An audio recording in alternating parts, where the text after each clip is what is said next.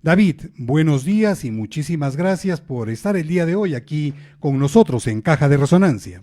Muy buenos días, más bien gracias a ustedes por la invitación y atento a los comentarios que se puedan necesitar. Ya pues.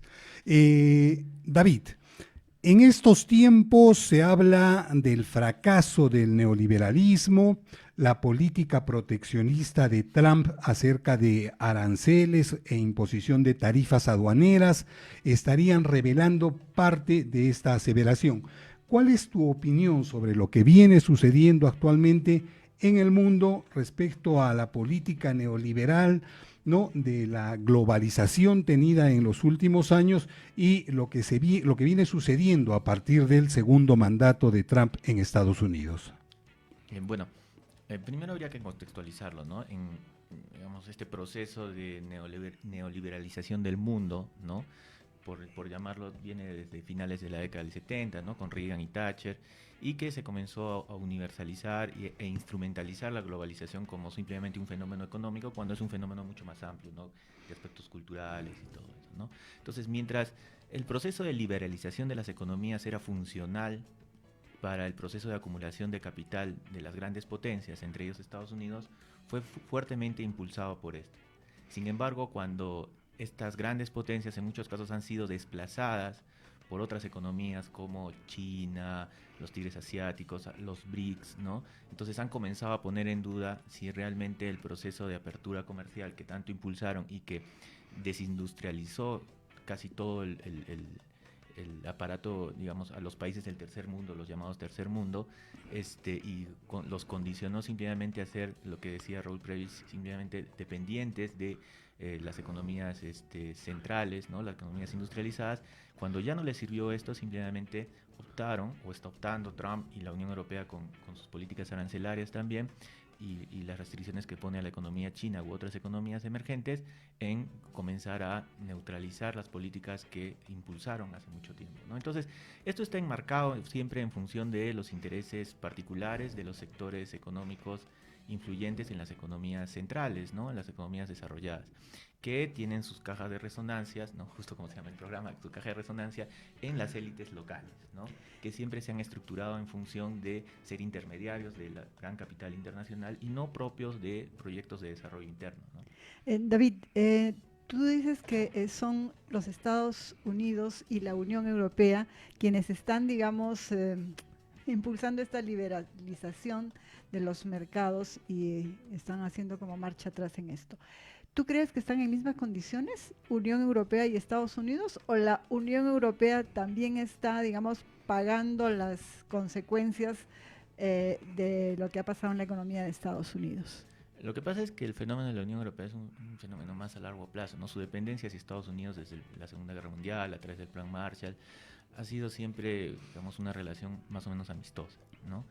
En los últimos años, a través de la guerra de Rusia con Ucrania, ¿no?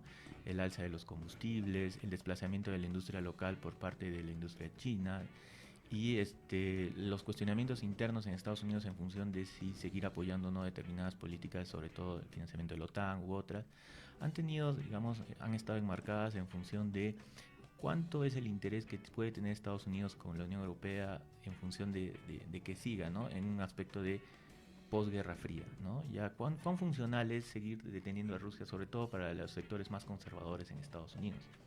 Ahora, el tema fundamental es que industrialmente hablando habría que ver, ¿no? Dónde ha sido el impacto mayor de China, o sea, la penetración china en las economías, ¿no? Obviamente Estados Unidos ha sufrido importante deslocalización de su industria, que se ha movido tanto a México para aprovechar los menores costes, ¿no?, de producción, y también en muchos casos a China u otros países asiáticos. En la Unión Europea, digamos que me parece que el fenómeno no ha sido tan fuerte, pero sí tiene un impacto en cuanto a los costes de producción muy importantes, sobre todo en el sector automotriz, ¿no? La industria alemana ha sufrido fuertes impactos y ha comenzado a, eh, digamos, cuestionarse la idea de si no poner o no aranceles. En algunos casos ya los ha puesto, ¿no?, a la industria automotriz china, ¿no? A mí me da la impresión de que los sectores que van moviendo la economía tienen que ver con todo lo que es el sector armamentista, todo lo que es la tecnología y, como tú decías, lo automotriz. Pero, ¿qué pasa con la producción de alimentos? ¿Qué pasa con la seguridad alimentaria en el mundo? Fernando, el editorial decía cuántos niños y niñas están en riesgo de hambre o de morir de hambre. ¿Cómo se ve eso en el conjunto de la economía? Bueno, se sabe, ¿no?, históricamente, que siempre ha habido un conflicto, sobre todo cuando salió a la luz cuando se firmaron los tratados de libre comercio, en función como Estados Unidos, en mayor medida, y la Unión Europea también, subsidiaban su agricultura, ¿no? Y entonces la apertura de los mercados, digamos, pequeños, como el del Perú, en este caso, quedaban expuestos ante economías altamente subsidiadas en su agricultura, en competir en igualdad de condiciones, ¿no? Entonces, el Perú destina, por poner algún ejemplo, más o menos 80-84% de sus campos, ¿no?, a, digamos, el consumo local, ¿no? Y lo demás va a agroexportación. Entonces, el tema de la seguridad alimentaria en los países del tercer mundo es vital, en función de que al aperturar sus mercados de economías altamente subsidiadas, los pequeños agricultores, que digamos es la gran cantidad de masa laboral que tiene el Perú, o los países subdesarrollados, van a verse en serios problemas, ¿no? Ya lo hemos visto acá, ¿no? Hace unos meses, como, digamos, en la zona norte del país, la imposibilidad de poder vender sus productos hacía que estos comerciantes o agricultores prefieran botarlos o en función de alguna con el protesta mango pasó ponerlos eso, ¿no?, en la pista, ¿no? Uh-huh. Y suena ilógico, uno dice, ¿no?, hay tanta gente muriéndose de hambre, ¿por qué no lo regalan?, ¿no? Pero hay una cuestión de, digamos, de mercado, de llamar la atención a las autoridades, en función de que están siendo desplazados por mercadería o productos internacionales que al final no son realmente producto de la eficiencia, ¿no?, como dicen los neoliberales, ¿no? Si son más eficientes, que vengan a vender, ¿no? No son productos de la eficiencia, son productos del subsidio, ¿no?, de los estados, que a la larga sostienen su empleo allá y vienen a desplazar el empleo local, ¿no? David, ya han pasado más de 3 o 4 décadas de la aplicación del modelo neoliberal aquí en el país, tal como hoy en día lo conocemos. Y uno de los resultados más desastrosos, por ponerle algún nombre, es el nivel de informalidad, ¿no? Aquí algunos creen de que uno es informal porque quiere ser informal, pero uno es informal ante la ausencia de una alternativa, de un trabajo digno, con derechos y con salario más o menos significativo para poder solventar la vida. Entonces, en ese sentido, ¿tú crees de que actualmente el modelo neoliberal aquí en el país tiene todavía un tiempo de vida, de recorrido, o es que estamos llegando también a un nivel de agotamiento, ¿no? En materia objetiva, digamos, Marx hablaba que había que ver el tema subjetivo y el tema objetivo. En materia objetiva, digamos que el modelo es un fracaso, ¿no? Si es que realmente se planteó en alguna vez entregar las condiciones objetivas, materiales de existencia adecuadas para las personas. Pero en materia subjetiva, digamos que es donde está la situación un poco, digamos, en veremos, ¿no? Porque es que las personas tengan la capacidad de darse cuenta y de decir que el modelo es un fracaso y que hay que cambiarlo, ¿no? O sea, que esté en la disposición de decir sí podemos hacerlo, cambiando a través de un proceso de reforma constitucional, ¿no?, de reformas estructurales dentro del proceso. Entonces, digamos, las visiones, lo que ha pasado en el Perú, lo que viene pasando después de la caída de la dictadura fujimorista, es que la mayoría de gobiernos han salido con un discurso más o menos progresista, de transformación, de cambio, algunos más, otros menos, salvo el de Pedro Pablo Kuczynski, ¿no? Y entonces han recogido las aspiraciones de un grupo importante de la población, sobre todo el gobierno de Ollantumala y el gobierno de Castillo, ¿no?, que salieron electos. Pero sin embargo, cuando ellos en alguna medida han llegado al gobierno, no han roto con el modelo en digamos, términos concretos. Humala sí tenía importantes políticas redistributivas, ha tenido, ¿no? Y el gobierno de Castillo, en cierto punto, bueno, ha sido un poco caótico, ¿no? Ya no lo dejaron hacer, ¿no?, nada tampoco. Sí, un poco caótico. Parte, como tú señalabas, ¿no?, parte de esta aceptación del modelo, a pesar del fracaso en términos objetivos, se debe a la falta de alternativas pero también tú como docente, y acá entramos de repente un poquito a tu labor como catedrático, como docente de la UNSA. ¿Cómo está siendo la enseñanza de la economía en la universidad, en la academia? ¿No? Porque lo que se nota es esa, ¿no? O sea, una falta de alternativas a esa enseñanza de la economía que no hace sino de una u otra manera sacar economistas que defienden el modelo económico a pesar del fracaso. ¿Es así o mi impresión está errada? Más o menos, ¿no? Quizás me meten en problemas con mis colegas, ¿no? Pero más o menos es un poco así, ¿no? Entonces, lo que pasa es que la premisa fundamental cuando en la universidad debe ser que el estudiante dude, que empiece a dudar, que empiece a cuestionar, ¿no? El por qué. Y a partir del cuestionamiento pueda reafirmarse en sus posiciones o buscar alternativas. En este caso, lamentablemente, digamos, la corriente hegemónica, ¿no? Digamos, de enseñanza en las escuelas, no solo acá, ¿no? Sino en Es a nivel la mayoría de mundial. escuelas está en función de la economía neoclásica e incluso la economía monetarista, en donde se recogen fuertemente los postulados que aplica el neoliberalismo, de liberalización de los mercados extremos, que se ha pasado de una visión en donde algunos planteaban que el Estado debería encargarse, ¿no? El tema de la propiedad estatal contra la propiedad privada se ha pasado al otro extremo, en donde absolutamente el Estado prácticamente debería desaparecer de la vida de los ciudadanos, ¿no? Y ser solo funcional, digamos, a los intereses del capital privado. Entonces, digamos, la corriente de pensamiento hegemónica hoy en economía es, digamos, la economía neoclásica. ¿Qué hacemos para darle vuelta a esta hegemonía, inclusive en la enseñanza de la economía? En el mundo van apareciendo, por ejemplo, está el nuevo foro económico, que es principalmente de economistas neokeynesianos, ¿no? En la jerga económica así los conocemos, ¿no? Rodrik, Mazzucato, Toussaint, ¿no? Pero, ¿qué hacemos para poder romper esta hegemonía en relación al pensamiento, a la teoría económica? Yo pienso que ahorita lo que corresponde, ¿no? Bueno, por iniciar, ¿no? El estudiante cuando entra a la universidad entra con muchos ánimos de, digamos, a saber, preguntarse, absolver dudas, ¿no? Cuando llega a los últimos años es como que ya ha sido parametrizado, ¿no? Y es funcional al sistema, ¿sí?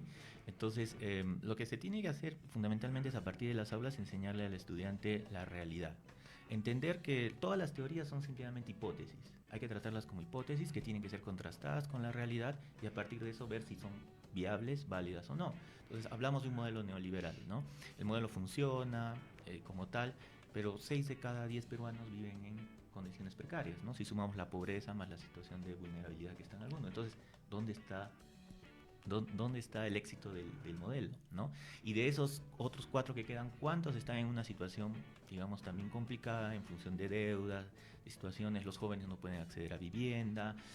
La FAO había dicho que el Perú es uno de los países con mayor inseguridad alimentaria, ¿no? Los temas de inseguridad son la causa o son la consecuencia de situaciones más complejas, ¿no? Galeano decía que, digamos, y también lo decía este economista Jürgen Schultz de la Pacífico, ¿no? Decía que muchos jóvenes son tentados a cruzar la línea de la ilegalidad porque no ven, digamos, un retorno o no en su entorno no ven un retorno de más años educativos. Entonces el coste de oportunidades de educarse más, de estar en actividades económicas formales o no ilícitas es bajo, ¿no? Entonces, es alto. Entonces prefieren vincularse a actividades ilícitas, es mucho más fácil y en muchos otros casos muchos jóvenes terminan el colegio y son mano de obra barata de baja productividad. Terminan el posgrado y son mano de obra barata, ¿no es cierto? Sí, es cierto. David, se avecina campaña electoral. ¿Cuáles deberían ser los grandes temas que sobre economía se debatan en el país? ¿Cuál sería la agenda económica que favoreciera al pueblo peruano? Primero lo que tiene que haber es si queremos una reforma estructural en materia económica, ¿no? Nos hemos dedicado a crecer en función de las exportaciones del cobre, ¿no? Y del oro principalmente, ¿no? El 85% de nuestras exportaciones son, el 60% es minerales, digamos casi 16-17% es agroindustria y otro 5% es la pesca. Entonces, ¿qué podemos hacer para fortalecer nuestro mercado interno? ¿no? Para no ser dependientes de lo que pase afuera. Todo lo que vendemos, si afuera se cae el consumo, nos impacta directamente. Como suele decirse el dicho, si China estornuda nos da neumonía, ¿no? Esa es una situación. Nos da tosferina. Sí. Entonces, ¿cuál es la situación aquí? Entonces, tiene que haber una reforma estructural para garantizar, digamos, medianamente un proceso de industrialización mínima, ¿no? Más del 50% de nuestra economía solo la mueve comercio y servicios, no producimos mucho. Entonces, a partir de ahí, garantizar eso, hacer digamos, la reforma de la SUNEDU tiene que profundizarse en muchos aspectos porque hemos visto que tiene muchos vacíos, ¿no? En cuanto a algunas universidades que han tenido licenciamiento, pero aparentemente lo que se observa, digamos, siguen siendo los estudiantes en algunos casos defraudados en sus expectativas, por no usar otro término. Entonces, para tener, digamos, capital humano necesario que pueda garantizar ese proceso, y yo creo que sí, y es un tema que quizás algunos no lo tocan, un proceso de reforma constitucional en materia económica, ¿no? En donde no solo el Estado trabaje en función de generar las condiciones para que el sector privado genere empleo, sino que el Estado pueda ser partícipe en determinadas actividades estratégicas. Se pueda generar, por ejemplo, se habla mucho de Petroperú, pero digamos, el discurso es una media verdad, ¿no? Porque se habla de que de Petroperú pero cuando Petroperú quiso salir durante el gobierno de Ollanta a comprar cierta Repsol para hacer el proceso de integración vertical, es decir, pozo, refinación y venta al consumidor final, que es la estructura que se debe tener en este tipo de negocios, digamos, cierto sector que defiende el modelo dijo que eso, digamos, iba a generar problemas en la economía, ¿no? Entonces al final Petroperú termina comprando a precios internacionales el petróleo, solo lo refina y lo pone en los grifos que no son de él, que solo tienen el logo, ¿no? Aunque tiene un grifo creo en Iquitos, ¿no? Algo seguro. así, sí. Y termina llegando al consumidor final a precios igual que la empresa privada y estando en función de la oferta y la demanda y los intereses de acaparamiento y especulación. O sea que más o menos, si te comprendo bien, David, 3 cosas has mencionado. La primera de ellas, necesitamos de que el Estado entre más a la economía y no simplemente se quede como un observador de lo que hace el sector privado, ¿no? En primer lugar. En segundo lugar, un proceso de industrialización, ¿no? Que ese proceso de industrialización, bueno, de repente comience con no solamente la exportación de las materias primas, los minerales, lo que exportamos, sino vaya a un proceso de industrialización de eso o de otro o de otras cosas más. Y en tercer lugar, un nivel de relación entre lo que es el sistema educativo, en este caso de repente universitario, escolar, y las necesidades de desarrollo económico. ¿Esos 3 factores te parecen a ti los más importantes o habría que agregar algunos otros? Sí, o sea, de todas maneras, digamos, estos factores podrían ser prioritarios en un inicio, ¿no? La industrialización, digamos, no tiene que estar en función del proceso cultural, de desarrollo local, ¿no? No podemos aspirar, porque muchos dicen, ¿cómo China, no? Uh-huh. China tiene un proceso cultural distinto, un tipo de gobierno distinto, formas distintas, ¿no? Entonces hay que verlo desde esa perspectiva. Entonces un proceso de industrialización es importante para que las empresas también puedan. Hay que dar también en materia tributaria beneficios a empresas, micro y pequeñas empresas que realmente lo necesitan. No como con el gobierno de Alan, donde se subió la valla y muchas empresas que no eran micro o pequeñas terminaron siendo, ¿no? Y al final se les dio beneficios a empresas que no la necesitaban. Entonces hay que garantizar esa dinámica para que, digamos, los estímulos no vayan por el lado de lo que dicen las grandes, los que defienden el modelo, que es achicar los costos, ¿no? ¿Y qué significa achicar los costos? Mano de obra barata. Mano de obra barata. Entonces, ¿cómo disminuimos la informalidad que había mencionado usted? Decían, ¿no? Hay que bajar la valla, ¿no? Entonces los que ya eran informales, como bajamos la valla, ahora pasan a ser formales. Es como cuando dices, digamos, has jalado toda la clase con 10, ¿no? Pero lo que acostumbras a hacer tú en la universidad. No mucho. No mucho, la verdad. Tengo 20% que tiene entre 8 y 10, entonces bajo la valla a 8. Los que tienen 8 han aprobado. Entonces no digo que jalo a todos, tengo 20%. Entonces bajamos la valla, entonces pasamos que los informales de facto terminen siendo formales. Entonces me parece que el incentivo está por, digamos, dar beneficios tributarios, apoyo en tecnológico, a través de, me parece importante la posibilidad de crear un Ministerio de la Ciencia y la Tecnología, ¿no? que se planteó a inicios de este periodo presidencial, ¿no? que se vio modificado. La posibilidad de garantizar, digamos, en sectores estratégicos la defensa de la producción local, ¿no? Hay numerosas experiencias a nivel mundial de cómo se ha apoyado el agro y se ha podido surgir, ¿no? Entonces no solo puede ser, y ese es un fenómeno que hay en el modelo, o sea, en el neoliberalismo, no es que el Estado no desaparece, sino el Estado es funcional a determinados sectores económicos que direccionan incluso el gasto público en función de sus intereses. Entonces vemos obras específicas, grandes carreteras, todo eso que no benefician necesariamente al ciudadano de a pie o a los pequeños productores, sino a la gran industria. Hablamos ahora, no quiero mencionar específicamente, pero se habla de puertos, carreteras. Estamos hablando de la carretera, ¿no? Yarabamba-Matarani, por ejemplo. ¿A quién va a beneficiar, ¿no? ¿Qué sector de la población se va a beneficiar? Y esos recursos, ¿en qué se pueden gastar, ¿no? Y ahora todavía peor, ¿no? Con este tema de, digamos que es un tema todavía en debate con la reforma tributaria que se ha hecho, que el 2% más del IGB va a pasar a las municipalidades. Fondo común para las municipalidades. Entonces, y habría que ver cuál es la capacidad de gasto, ¿no? Y ya es un montón de cosas. ¿Y qué va a dejar de gastar el Estado, ¿no? Por transferir ahí, ¿no? David, ciertamente hay muchos puntos al respecto, ¿no? Como por ejemplo también una reforma tributaria, pero todo esto necesitaría un plan de largo plazo, necesitaría un tipo de gobierno, ¿no? Que no sé si sea factible que cada 5 años, cambiando de gobierno, se cambia ese plan de largo plazo que yo no sé, pues podría llevar algunas décadas, ¿no? ¿Cómo tú ves esta situación, ¿no? Entre ese plan de desarrollo a largo plazo y el cambio que hay cada 5 años en el Ejecutivo, en los ministerios que llevan a desvirtuar o podrían llevar a desvirtuar ese plan de desarrollo a largo plazo? Sí, eso estaría enmarcado en un proyecto de país, ¿no? No hay un proyecto de país. Entonces, al no haber un proyecto de país y partidos fuertes que lo sustenten, ¿no? En donde la ciudadanía puede exigir y pueda controlar a sus elegidos, entonces es poco probable que el que se elige pueda aplicar un proceso a largo plazo. Lo que aquí necesitamos es una reforma política, ¿no? Para garantizar que los que son elegidos, digamos, estén avalados por un sector de la población importante.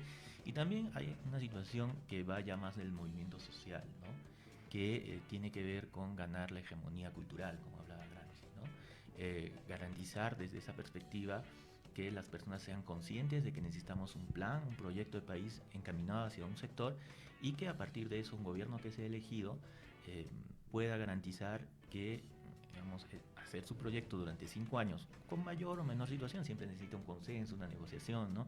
Ya digamos, los tiempos en donde, digamos, podíamos o se podía en algún momento decidir hacer una transformación completa y radical, digamos, no se ven hoy en día, pero digamos, llegar a un consenso y que el próximo gobierno, por la propia, digamos, vocación de la ciudadanía, tenga la capacidad de exigir y elegir gobernantes que continúen con el proyecto, con sus matices, con situaciones puedan tener, ¿no? Entonces, a partir de ahí hacer planes quinquenales. Bueno, suena quinquenal, algunos se van a asustar de la Unión Soviética, ¿no? Pero China los aplica hoy en día. Así es. ¿No? Parte del éxito de China es el que ha tenido un nivel de dirección igual, similar durante los últimos...